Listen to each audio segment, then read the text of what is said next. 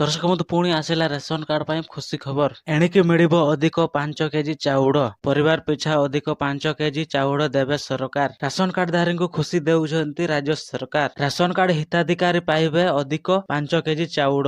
ମୁଣ୍ଡ ପିଛା ନୁହେଁ, ପରିବାର ପିଛା ଅଧିକ 5 କେଜି ଚାଉଳ ଦିଆଯିବ। ଏଣିକି 10 ଜିଲ୍ଲାର ଜିଲ୍ଲାପାଳଙ୍କୁ ଚିଠି ଲେଖିଛି ଖାଦ୍ୟ ଯୋଗାଣ ବିଭାଗ। ପରିବାର ପିଛା ଅଧିକ 5 କିଲୋଗ୍ରାମ ଚାଉଳ ଦେବାର ନିର୍ଦ୍ଦେଶ ରହିଛି। ଏହି ଜିଲ୍ଲାମାନଙ୍କର ପରିବାର ପିଛା 5 କେଜି ଚାଉଳ ଅଧିକ ମିଳିବ।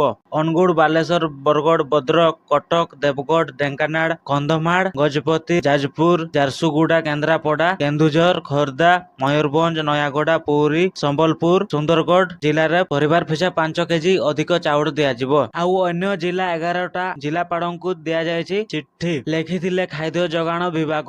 ତ ଦର୍ଶକ ବନ୍ଧୁ, ଭିଡ଼ିଓକୁ ଭଲ ଲାଗିଥିଲେ ଲାଇକ୍ କରିଦିଅନ୍ତୁ। ଚ୍ୟାନେଲ ଯଦି ନୂଆ ଆସିଥିବେ ସବସ୍କ୍ରାଇବ କରିଦିଅନ୍ତୁ, ବେଲ୍ ଆଇକନକୁ ପ୍ରେସ୍ କରନ୍ତୁ। ଏମିତି ନୂଆ ନୂଆ ଅପଡେଟ୍ ଭିଡ଼ିଓ ଆପଣମାନଙ୍କୁ ଦେଖିବାକୁ ମିଳିବ।